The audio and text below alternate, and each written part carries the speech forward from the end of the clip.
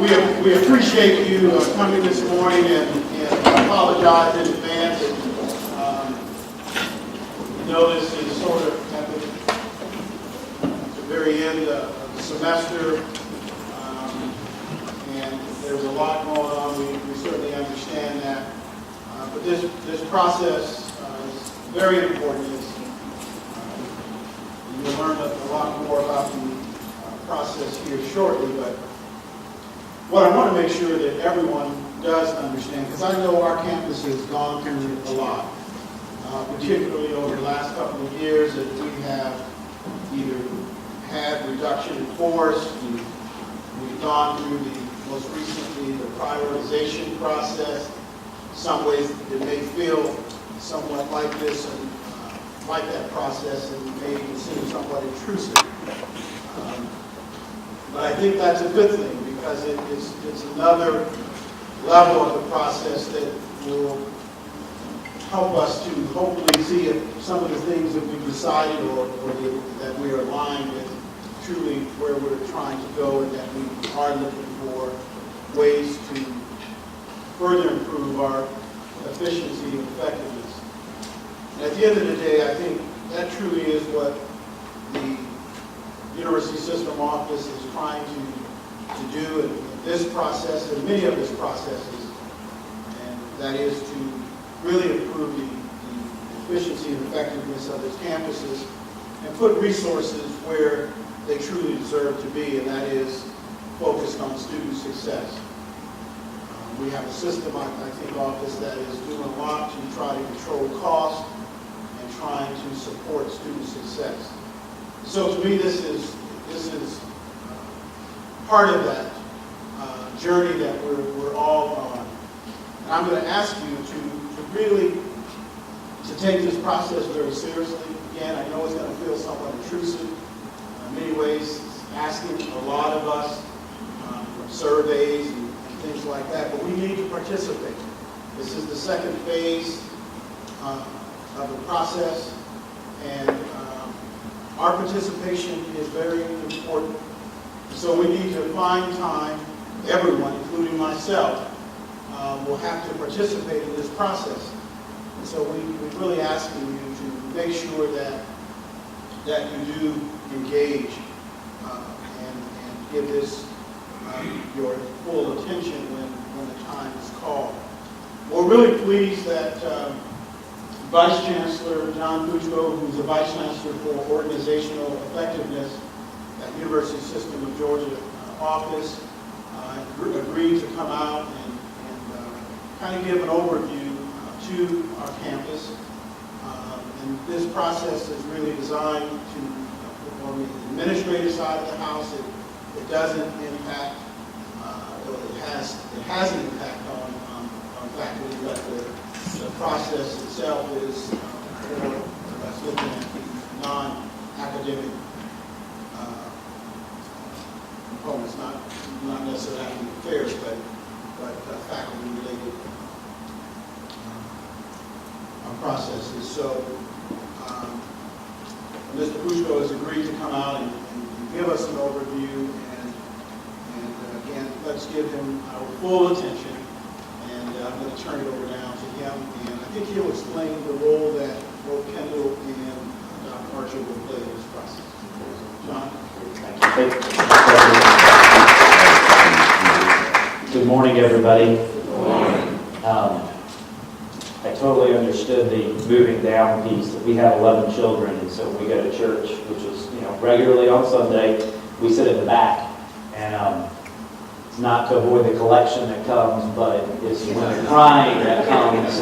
I want to be able to quickly get them out. We get them back in, and we don't have to do the march of shame down the center aisle with the screaming child saying, "No, I don't want to." So it's good to be here. I'm glad you all are able to see me, and I can see you, and hopefully if you can't hear me or something, you'll let me know. But that's going to be more a function of I'm still defrosting from our ride in the golf cart over this hall. I was warm until I got here, and now I'm warming back up. So thank you, thanks again, Dr. Jones, for having me down here. I've had the opportunity to work with. Certainly, some of you in this room are recognized, but I know I've had the opportunity to work with Dr. Jones at several institutions for probably well over a decade now, so it's always a pleasure. So we're going to start with some words from the Chancellor. You can see this is from about a year ago at the board meeting that was held at the College of Coastal Georgia, April of last year, where he introduced the Comprehensive Administrative Review as one of his two main initiatives coming in as our new Chancellor. I'll tell you, if you're interested, you can go to a website that actually has that full recording, and you can hear it from him directly. But and there's not many videos of him on the website, but that was one that he agreed to do, and I was very pleased that he did that. So it's no more than about 10 or 11 minutes. It's worth just kind of hearing how he talks about it. It's a lot better than what hearing me talk about it. But the quote up there about looking in the mirror, let me tie it back to his priorities. So the Chancellor has 3 priorities that he announced coming on as the Chancellor. The first one was degree attainment, increased degree attainment. That's what we're about. It's what we do, right? It's creating knowledge and it's transferring knowledge to students, and of course creating knowledge through research. But that piece of creating more degrees, so critical, so important, and something that Fort Valley and all of our institutions have been about for many, many years. The second is affordability, so greater affordability for students. I know that even from where I'll sit in the system office, because people will call you and email you and so on, and I know for sure on our campuses, you hear from students who say $100 or $200 or $300 is what's standing between them and their ability to enroll for that next semester, right? How many of you have had that conversation at least once, if not more, with a student, right? It's real. And when we're planning tuition and fees and figuring out housing and dining and all those other sorts of expenses, of course, you're trying to make a budget work, but at the same time, if a student can't afford to participate, then guess what? We're not going to get more degree attainment. We're going to have a lot of people with debt who maybe are 2 years, 3 years, 3.5 years in to get their degree and they can't finish it. So maintaining affordability is critical for that. And then thirdly is greater efficiency. And efficiency, to be clear, is not something valuable by itself, right? Efficiency is valuable insofar as it can make us more affordable and it can create those opportunities to get degrees. Now I'll tell you though, and you probably know, university system budget's about $9 billion across the entire university system. So about a quarter of that comes from the state, meaning it's taxpayer dollars that they're giving the university system to run. About another quarter of that is in federal dollars, meaning more taxpayer dollars, right? It might be coming in from research. It could be coming in through a direct sort of grant, not a grant as in a research grant, but direct grants of research, and then direct grants is about a quarter of that. Another quarter of that is tuition. But guess how tuition is paid? There's about $500 million in tuition that's paid for Hope Scholarship. There's about another $500 million in tuition that's paid through Pell Grants. And there's about another 500 million equals a billion. About another 1.5 billion that students take out in loans every year in the university system. So a large part of that going to paid tuition, and another large part of that going to the other quarter, which is predominantly in auxiliaries. Right? So the housing, the dining, the athletics, the bookstore, which students are oftentimes borrowing money, or about 1.5 to go towards that. So when you think about it, of that money, that $9 billion, a lot of that money is coming in from taxpayer dollars, state, federal, or through financial aid, scholarships, grants, etc., which are often funded through the state or through the Fed. So I say efficiency has no value in and of its own purely for the sake of being efficient. But I think funding agencies, they certainly want to have confidence that we are spending those dollars well. And that's a key part of maintaining the support for higher ed that we know is pretty critically important. So the Chancellor has two initiatives to get there. One of them is College 2025, which Dr. Tristan Denley at the System Office is the staff lead on that, and it's chaired. There's a steering committee that's chaired by Dr. Steve Dorman at Dr. Jones' previous institution, back one of Georgia College and State University. And then the second is the Comprehensive Administrative Review. And so Dr. Kyle Marrero, who is the president of the University of West Georgia, chairs that steering committee. And we have faculty, staff, vice presidents, we have a student, et cetera, represented on that committee to provide guidance. We keep them quite busy. They meet monthly. And oh, by the way, if you are interested, on that same website that I mentioned, which is usg.edu/admin review, ADMIN review, REVIEW, all one word. You can go there and you can see the minutes, you can see white papers. There's a lot more information out there than you probably will want to read, but it is available should you have the time to read it. So the College 2025 is really getting after that first priority of more degree attainment. Comprehensive Administrative Review is getting up to that priority of greater efficiency in the mindset of greater effectiveness for the system and affordability. So that's the big picture. So what are the four things, and you can see them up there, that we expect to come out of this.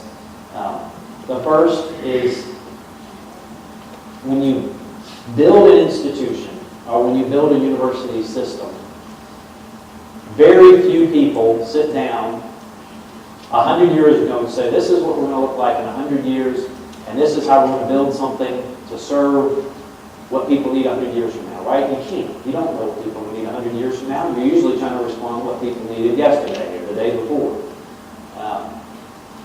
You don't build it in light of technology. You don't build it in light of what we know about process efficiency or whatever the case may be. You build it based on your needs at the time.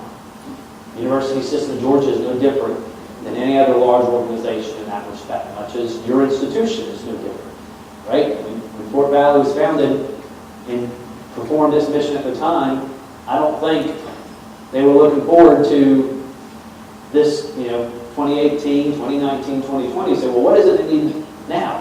You respond to what you need then. So you build up these structures, these processes, these ways of doing business that make sense for what your mission is at the time and what your technology and everything else that you've got available.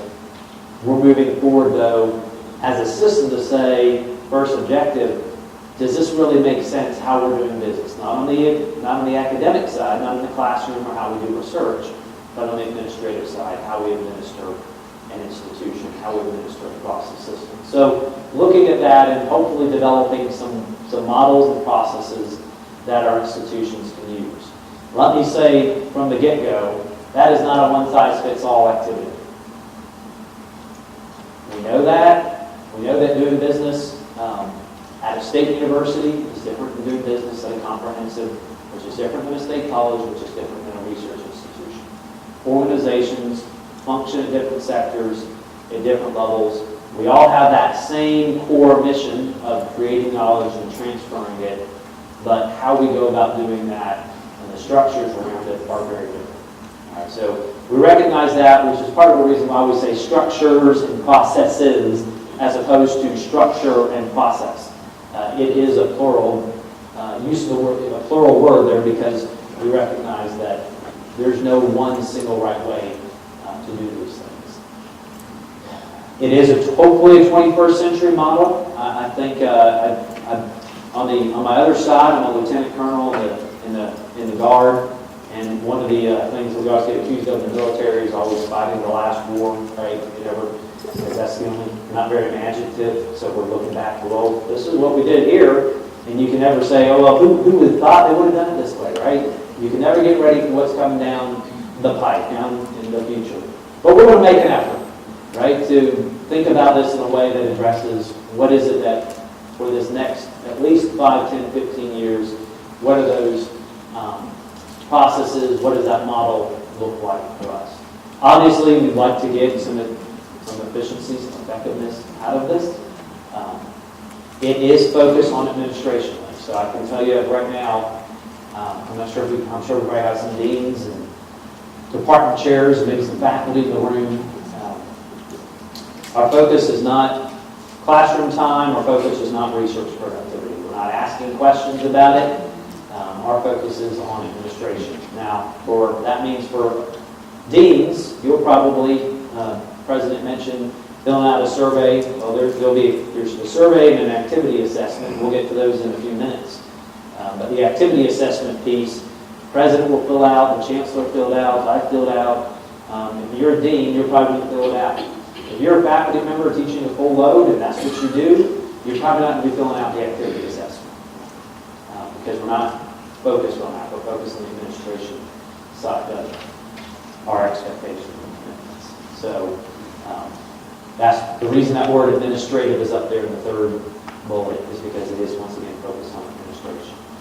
And then certainly we'd like to identify some savings. Some of those savings may be in the form of at the institutional level. We say there's some activities that can be performed at a system level. We've made some efforts in that respect with One USG, payroll benefits and such. There may be other areas that lend themselves to that sort of activity. That's to be determined as we go through this. Certainly not going into it with any predetermined list. It's going to have to be, fact-based, based on the feedback that we get as we go through this process. Also, would say, in thinking about that I do recognize very much what your president said when he introduced me in this topic this morning, which is that certainly at Fort Valley, you've had some challenges you've had to work through on the budget front. And I can tell you, from having been the Vice Chancellor for Audit several years back before this role,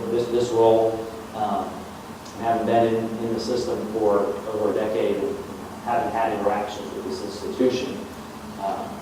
On the one hand, I can say, I know you've had some challenges.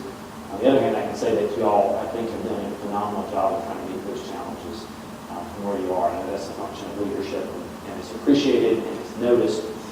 And I think as we go through this process, it will likely validate some of those decisions that have already been made, but maybe there will be some things that we'll find that you all can take advantage of and not be able to manage. So we won't spend a lot of time on this, and you can see there's this little laser pointer, which I'll try not to point that way. I already kind of mentioned we've got Huron, by the way. They're a consulting group. They actually do a lot of work in higher ed and a lot of work in healthcare. So they've come into it, I think, with the right approach, without a bunch of predetermined solutions. We made it pretty clear from where we were looking when we started this that we're not looking for what you did. We can copy and paste a report from some other university system and plug in names, right? We don't need that. We need something that's actually specific to us, to our culture, to our system, and to our environment. And so I think so far they've been very responsive, and but we work with them very regularly. You'll get to meet some of those folks when they come down here. I mentioned, of course, this is one of the Chancellor's initiatives, so you can see that breakdown up there. So I know you've got some points of contact on the campus, and I think everybody knows who these folks are, but maybe just raise your hand in the room. Kendall, yep. Carol or Cedric this morning could not. We've had some meetings beforehand, so those are your kind of what I call first line points of contact, meaning probably all things being equal, if you've got a question, they'll be able to answer that question on your campus. However, if you're not getting a question answered, or you just want to test me and see if I will, you can call me or email me and I will respond. I make it a rule to try to get back to people. It's not always, I like to say 24 hours. This is a board meeting week, Tuesday and Wednesday, so I'm going to be pretty engaged with that the rest of the week, but as a general rule, I do my best to get back to, I don't care who you are or what your role is, I'm going to try to do my best to get back to and answer your question. That being said, a lot of times those questions are better answered at the institutional level on your campus, or you may be raising a point that they need to know about to be aware of. But that's the team here. Lots of stakeholders that you can see. We want faculty involvement from the perspective of giving feedback on processes, for example, students, student government, and so on. So all those folks are important to this role. Won't spend a lot of time on this. Let me just say, this kind of puts you all in the context of where you are in relation to this whole process. So I mentioned last April we kind of got it started, but that was not, it wasn't like boom, we just started right into it then, right? We had to go through a procurement process to hire Huron, establish the steering committee, establish kind of our focus areas and so on. That took us to roughly October, November timeframe. And then we started with the system office in the University of West Georgia. So I mentioned Kyle Marrero was chairing the steering committee. He's the president of West Georgia. He said, hey, I'm going to go first. And the chancellor said, system office is going first because we don't need to, say, oh, this is good for you, but not good for us. So we went through it first in the chute. I can tell you it was a little rougher going first.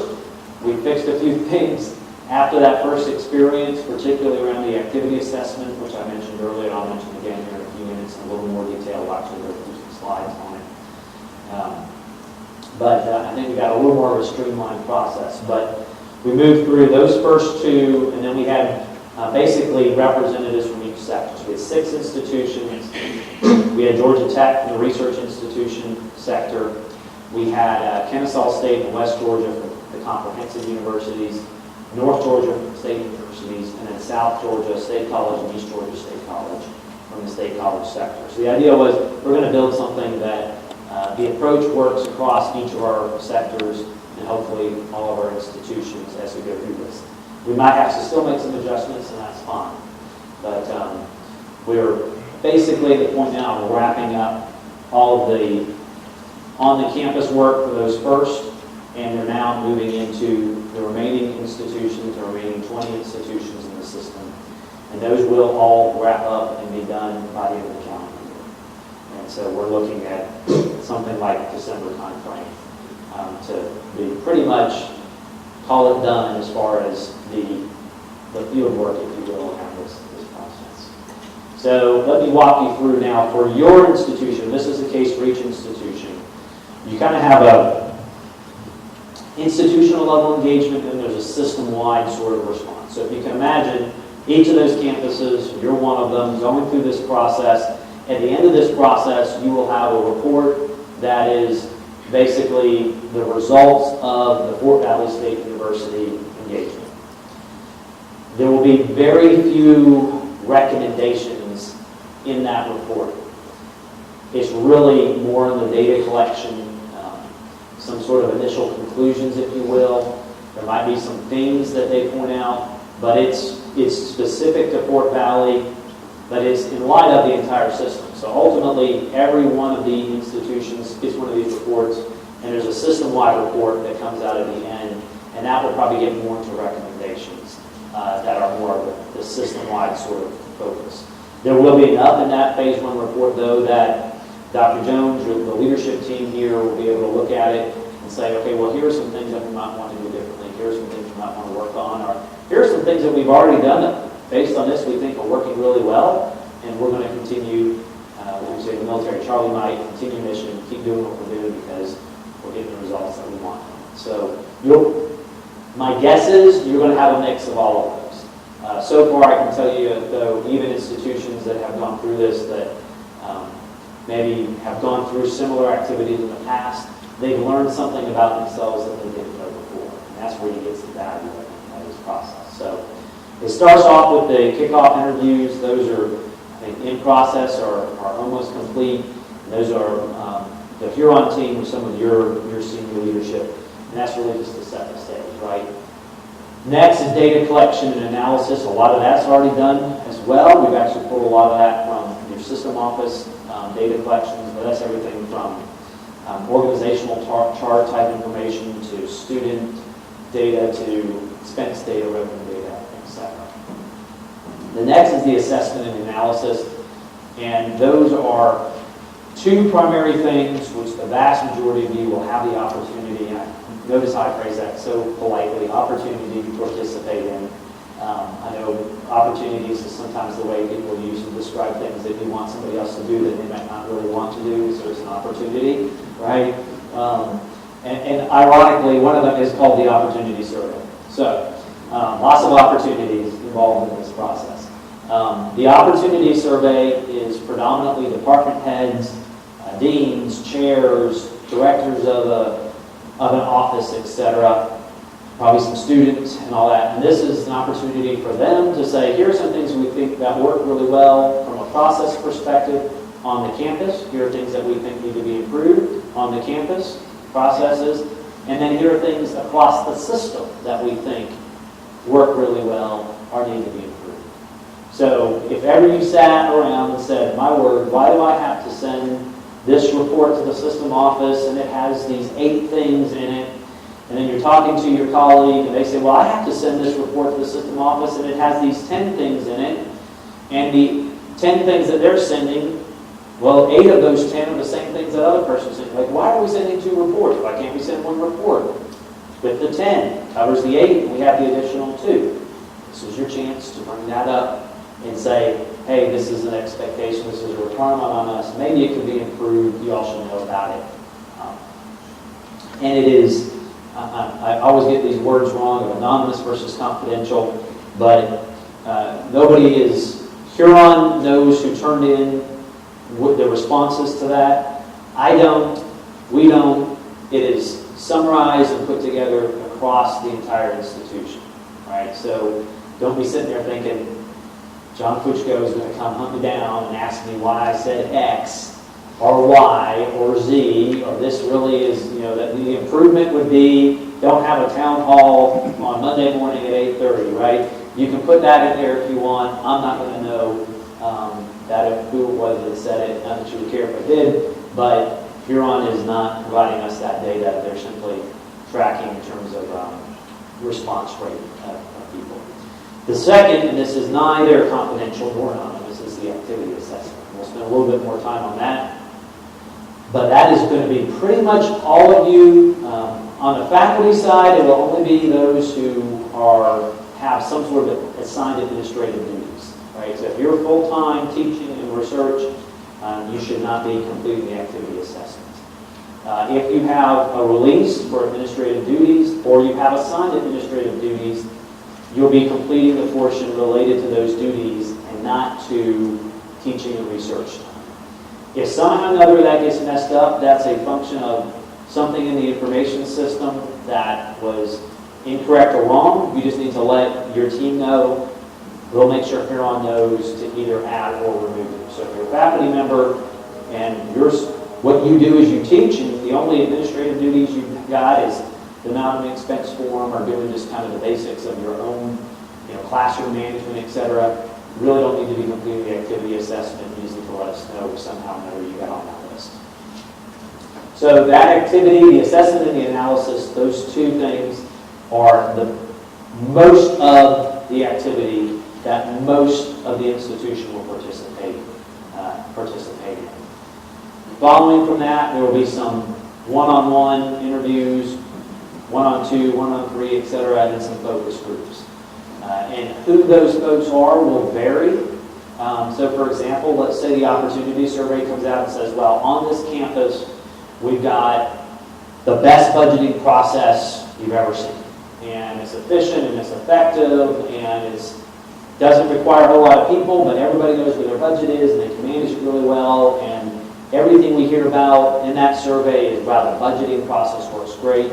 Well, they might end up doing a focus group on the budgeting process to try to understand, well, what is it that works so well that maybe we can do across not just this institution, but other institutions, our system-wide. By the same token, if somebody says, I can never get IT support, and I say that recognizing we got great IT support this morning, so this is purely hypothetical. But if somebody says, oh, I can never get IT support, my email's always down, I can never email, et cetera, et cetera, et cetera. If they saw that in that opportunity survey, then they probably say, well, let's do a little focus group around IT and understand a little bit more about where's their disconnect there, we're not using the help desk, et cetera. Finally, there's a report that will be developed, I already mentioned that, and they go, of course, through a process. If you're on team, we'll work with the campus on what that report looks like and have a chance to kind of review it, say, this is wrong, this data is wrong. Sometimes what we have found with just a few of these is you'll look at it and say, well, that looks really weird. What's up with that? Well, it was put incorrectly in the data system to begin with, and when you start getting through that data system, you start to realize, this person doesn't really report to that person. They were just put in the data system that way for whatever reason, and that's wrong, and we have to get that fixed. So it's correct. So let's talk a little bit more about these three areas. Opportunity survey.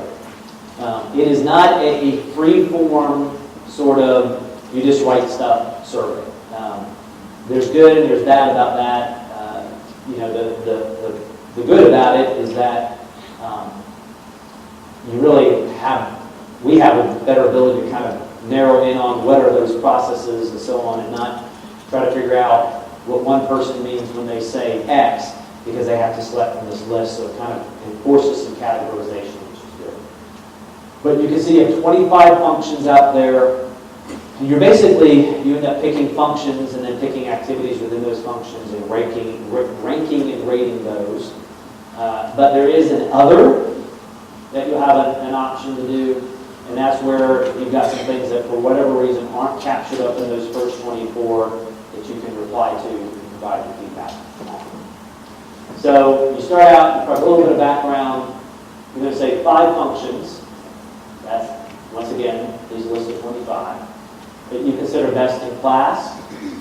And then you'll be able to kind of dive into that and be able to say very specifically what is it about that function that works really well. So their communication, is it their written procedures, is it their responsiveness, the response time, what is it that you think works really well about those functions.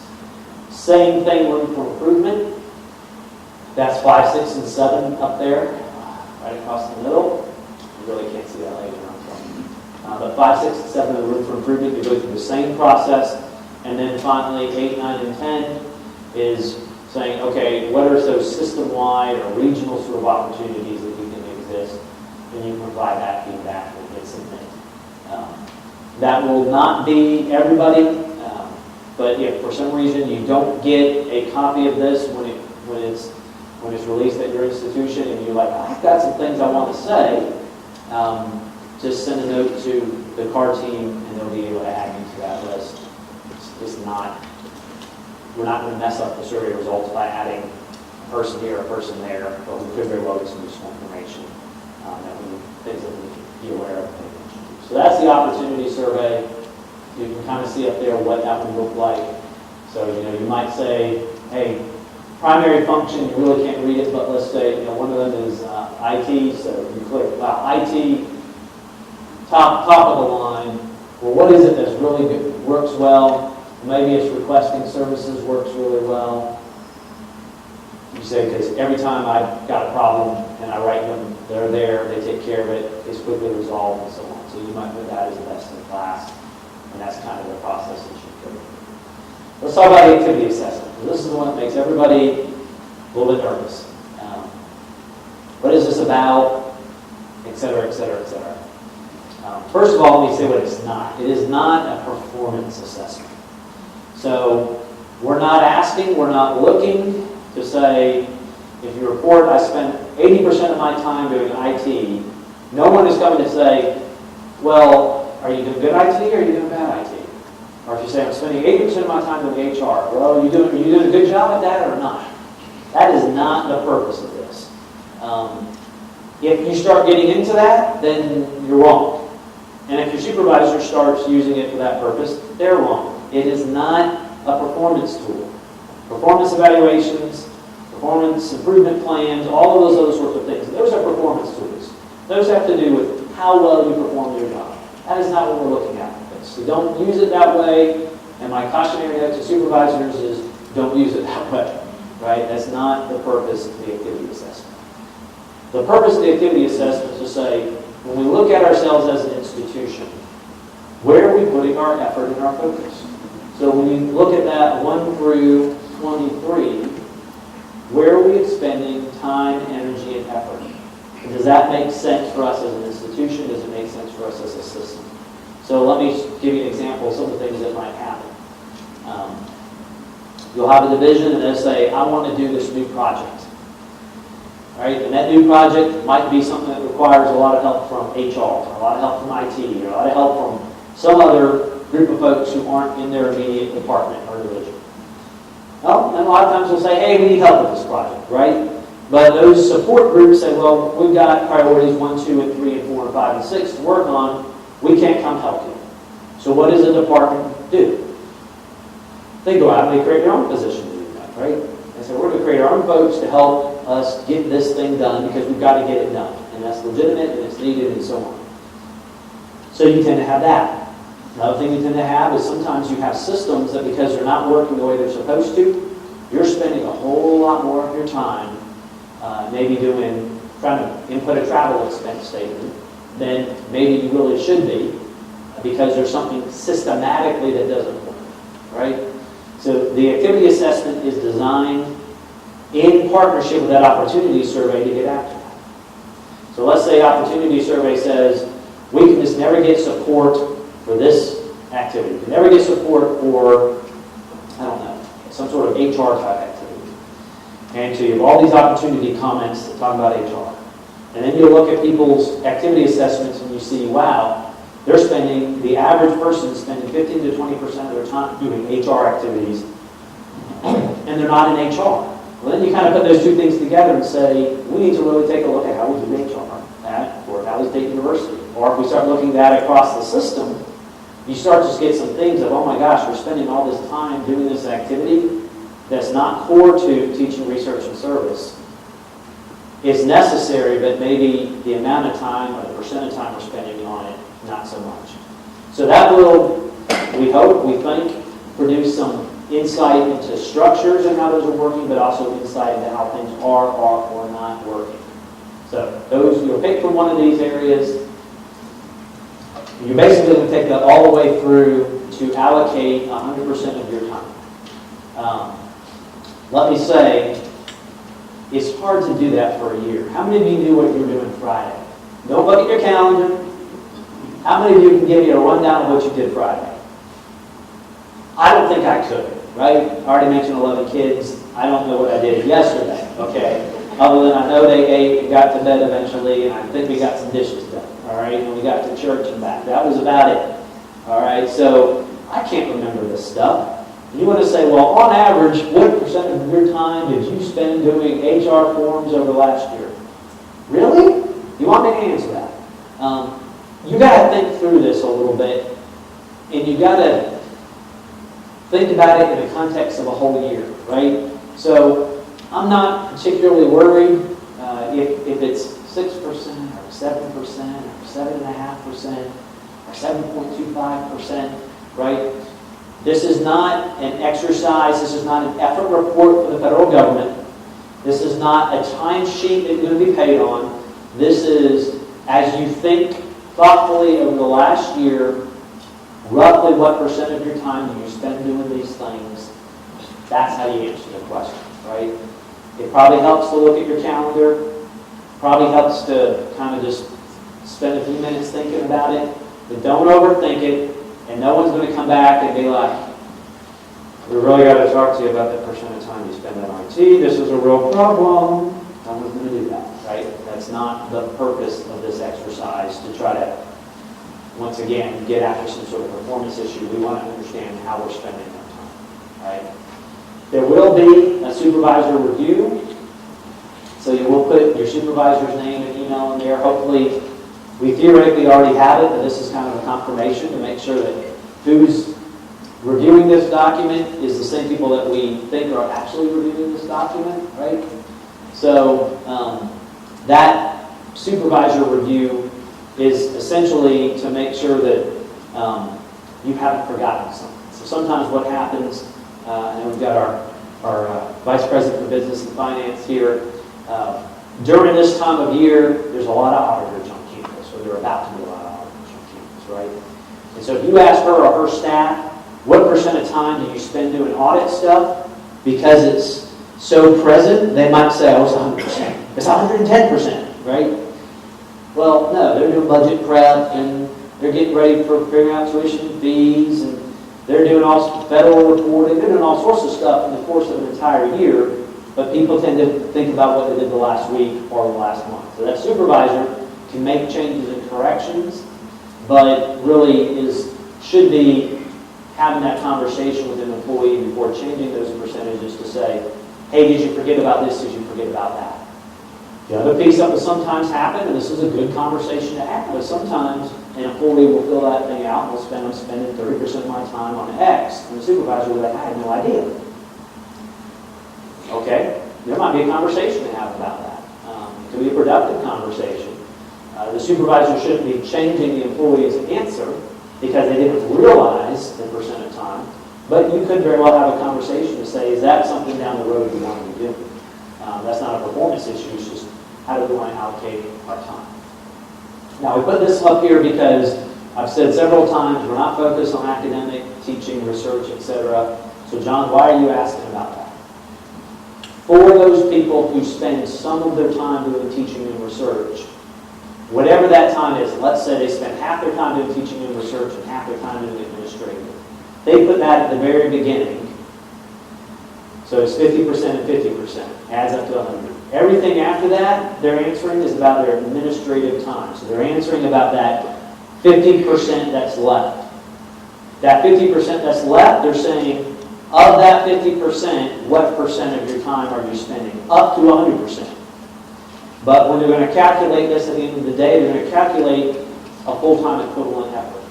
So they're going to say, if it's 50%, it's a full-time employee, they're going to say, well, 20 hours on average any week is spent this way. Of that 20 hours, 100% of 20 hours is spent this way, or 50% of 20 hours, 10 hours is spent that way. So it's simply to carve off whatever time is focused solely on teaching and research. That's the only reason we asked about it in that context. You can choose hours or percent. We generally recommend percent, but just because nobody works a 40-hour week, right? Everybody usually works something, thank you so much, in between, probably more than 40 for most of us, right? So we just say do a percent. It's a lot cleaner. But if you choose hours, they're going to calculate it out to a percent. So you'll select all the functions in which you're performing effort. We usually say if you're performing less than 5% in those areas, you probably don't need to click on them, right? There's a general administrative sort of category there that most people will put some time into. So it's really just more than 5% than I would consider clicking. So you'll allocate out within each of those how much is spent. Let's say you clicked those two, right? General administration and communications and events. And you'll say, well, I spent roughly 50% of my time doing the first thing and roughly 50% doing the second. I think the average is people are probably somewhere in the 3 to 5 range. That's going to be my guess. 3 to 5 activities. Within each of those, then, you will pick, and that's, by the way, doing my hours on the right. So within each of those, you'll say for general admin and support, of that time that you spend doing general administration and support, what percent of time do you spend in all those other areas? General support, student management, staff management, meetings, project management, etc. That will ultimately add up to 100. And you just move on through with each of those activities to you're done. It takes on average about 26 to 27 minutes is what people are spending in the survey actually completed. You will get a PDF though that has all of your options and definitions and etc. before you fill this out.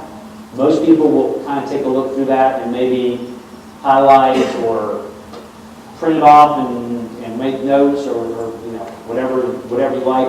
Mark up your PDF, kind of to have some familiarity with it, so they're not going into it cold when they fill out the online survey. I kind of mentioned the supervisor piece, and I just want to call attention again to that kind of that second bullet right there under the guidelines. It's not designed to mirror your employee's job description. Don't go pull out the job description that you haven't looked at in 3 years anyway and say, well, it says you should be doing these things, and this isn't what I'm seeing on this survey. It's what are we actually doing with our time, as opposed to what it is that our job description says that we're going to spend our time on. You'll be able to make changes, and we'll kind of want to show you. It'll look more or less like this for any individual employee, listing out all their activities, what they reported, if they reported anything, and then the supervisor can update that. And if they make a change, they need to put some comments. If you make a significant change, if you're on team, they very well ask the supervisor or the employee to kind of help me understand this and explain it a little bit, so we make sure we've got some good data here. We don't generally see a lot of changes being made for the most part, but sometimes there are. It's usually because people have forgotten about something. So, to get ready for that, you're going to get that catalog. I already mentioned it. You might want to have a conversation with your supervisor in advance just to say, what is it, first of all, so that you kind of know what to expect, but also so if you're thinking, wow, I'm spending all this time over here, they're like, oh, I had no idea. Well, it would be good for them to know that so that when they see it come in on their chart, that they're not wondering about what that's about. They've already talked to you about it. But all at the end of the day, if you've got questions, just ask them, and we'll be happy to help with that. Campus engagement, I've already talked a little bit about that, but that's essentially the interviews and the focus groups, and those will take place after the activity assessment and after the survey results are done. So, with that, I'm happy to take questions, comments, as the case may be, thoughts, input, whatever I can do. Do you have any questions out there? Yes, sir.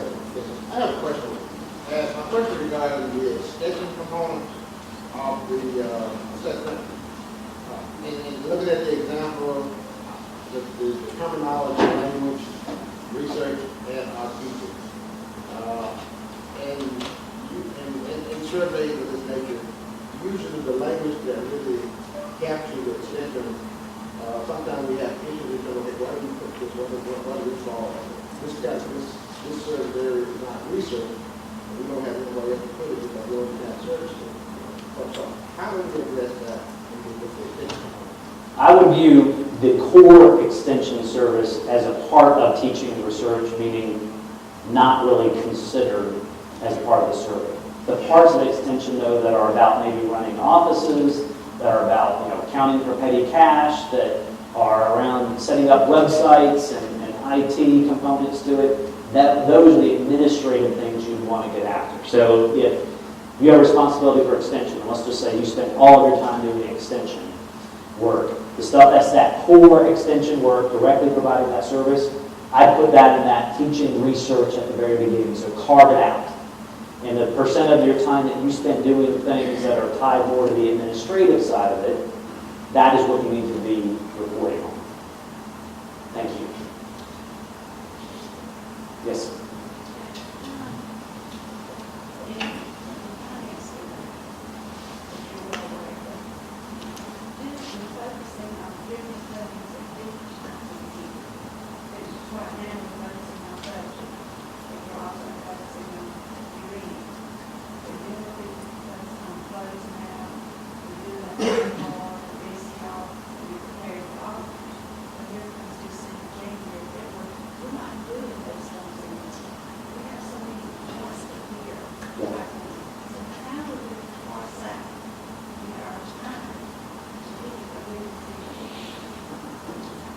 Go through that. So I would say the way I did it for mine is I went back over my calendar for the past year, and I just kind of glanced through, and I made some notes. Okay, I forgot I did some work in this area. Oh, I did some work in that area. Oh, I did some work in this area, right? And I started kind of seeing very quickly themes develop of, well, I'm spending more time over here than I thought, right? And I just had to kind of think back and say, intuitively, this feels like I'm spending about 10% of my time on this. Looking out over the whole year. After kind of, I've informed you some facts, and then I put some intuition on it, and usually your intuition is pretty close. it's not going to really matter if you say we spend 15% on DCR and 15% on budget prep, or 12% on DCR and 18% on budget prep.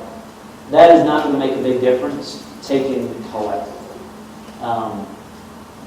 Just don't overthink it. If the amount of time you spend getting ready for this, you've got to add it as a category up there, you're spending too much time on it, right? The key thing is to think about the entire year and not get trapped in, well, this is what I've done the last 2 months, and forget about what you're doing in January or December. As long as you're thinking about all those things, you're going to have the right answer.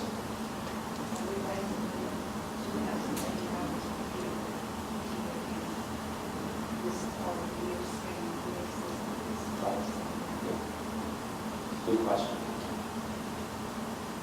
Other questions? I'm trying to keep the wings here, so yes.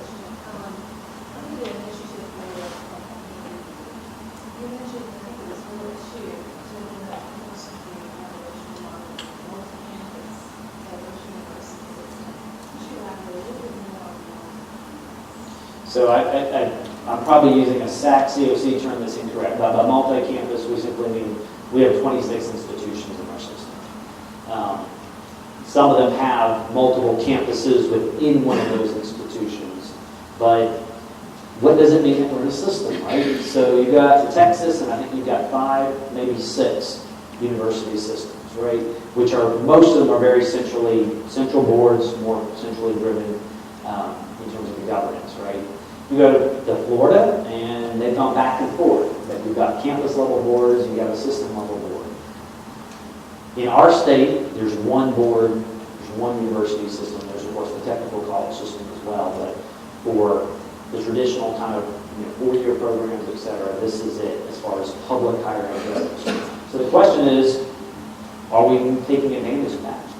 Okay? Are there things that we could be doing similarly in avoiding risks, saving expense, avoiding confusion?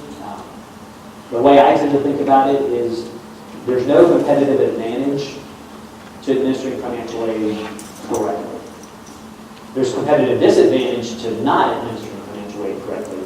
But the Title IV regulations that govern financial aid are pretty much the same across the entire university system, across the entire country. Yet in our system, every financial aid office kind of, in some ways, has to almost figure it out on their own. And, well, how are we going to do this here, right? They'll talk to their peers and their colleagues and so on. But we're putting we have a lot of expertise at some institutions and not at others, right? And then when we don't have expertise, say, in financial aid, what happens? We end up stroking $1 million checks. The institution ends up stroking $1 million checks back to the federal government because something was missed, right? So if we were to start from scratch and say, how can we design a financial aid system that serves students, that's compliant, that's quick on its feet, it can do, and it's properly resourced? Would you set it up the way we have now, given the fact that we have 26 institutions that we have to do this across? Or maybe not. That's, to my mind, very different from the core piece of academic, of the teaching and the research in the academic programs, which are very specific to the institution, right?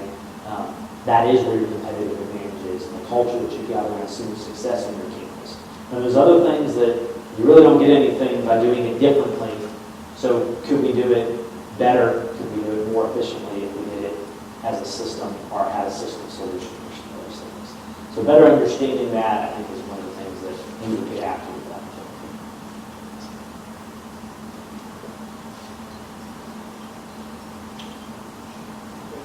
Your earlier spot, you used to students and stakeholders. Will they actually be going through this process with us? And if so, Some students will be participating in the survey and then in the focus groups. And depending on your timing, you may want to make a point now of connecting with the Huron team, just in case you won't have students for a part of those dates. Then you want to just make sure that they can connect with them early. They can WebEx, they can do one of those things. I would say the same thing. I'm not sure where your faculty senate, how many of those folks are on campus. But I know we're getting near the end of the semester, and so there may be the faculty senate, executive committee, or what have you that needs to happen before term ends. So just depending on your dates, if you all have to look at that, it'll be something that's worth doing. I'm very glad you brought that up, because that's important. We have time for maybe one or two more questions.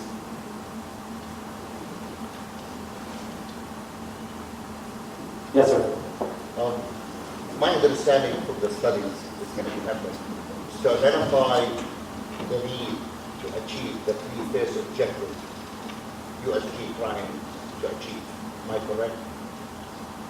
I'm not sure I entirely picked that up from backwards. Let me walk a little closer to it, sorry. The whole study by her doing the whole studies for the whole USG is, I understand the first slide you said about the three different objectives. The priorities, yes, sir. Exactly. Yeah. For the whole study to determine what USG needs for them from a resource point of view to achieve the three objectives. Am I correct so far? I think that would be, I'd probably put it slightly differently, but keep going. Yeah. Okay. Now, when I look at the three objectives, it's all of it rooted around the students and the support we need to get. So definitely, I see, USG is trying to identify their mission in a way, but this mission needs resources. Now, big part of what I see from the resources we need, and maybe because I'm coming from the back area we are, I'm in facilities, is also you have to provide the right buildings to support that mission you're trying to do. That's part of the resources. And looking through the whole USG and my understanding from what I'm seeing is that a lot of the life cycle of these buildings already exceed their limit. But definitely from a financial perspective, is that going to be part and overall of the final determination from USG to say, okay, we need to invest in that part so we could achieve what we need to achieve from the student perspective? I think the essence of the question is to what extent is this going to look at facility repair, renewal, MRR type activities? Is that the essence of it? I think we'll get to that to a point. I think where we would get to it is if, say, for example, in the opportunity surveys or in the focus groups, if you start to see a consistent theme of we've got a problem with this facility, or we've got, this operational issue in this facility, or I can't ever get support for getting, I've things that aren't working and I'm consistently not getting the support for that. Well, you got to figure out, well, why is that? And is that a function of budget? Is it a function of, the underlying condition of the building itself? Is it that the building hasn't been kept up? If so, why not, et cetera? So I think to that extent, yes. I do think, on the other hand, some of these are known issues.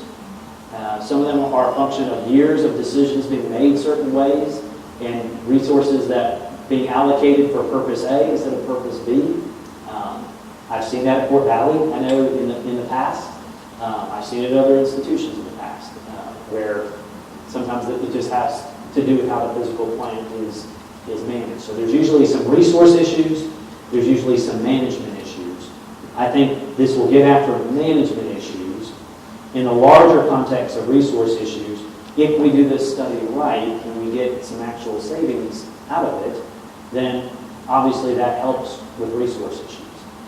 In a larger sense, of course, a lot of buildings, as you know, are funded through the General Assembly as a part of the capital projects, right, as well as the MRR money that comes each year. And we've, I think, been treated actually very well under this, over the last 8 years with what we've gotten on that front in terms of both cash and bonded funds to do that sort of work. But in a very strategic sort of sense, I think if we do this activity well, it also demonstrates to those who fund us that we are taking these things seriously and that we take very seriously the $2.4 billion we get in regular appropriation, that, hey, we're about managing this well. If you listen, the General Assembly, of course, just wrapped up their work, but I would say they've mentioned this project probably 40 times if they mentioned it once. So we get a lot of, I guess, kudos for initiating this, but of course, I don't want to see the back end what comes out. So, thank you.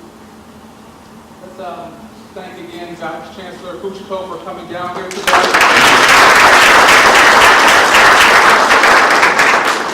Again, if you have any questions, as he indicated, he certainly is willing to answer questions. We do have a team here in place who who will certainly help to facilitate as well. We have Dr. Archer, who will help with questions, myself. The video will be posted sometime in the very near future. Marketing Communications will get that on our website somewhere, and we'll get a communication out shortly on where exactly you can find that if some of your colleagues missed it today and have an interest in this. We'll be asked to do a lot over the next 3 to 4 weeks, be it interviews or surveys, and please take it seriously. We know you will, and thank you for your expected participation.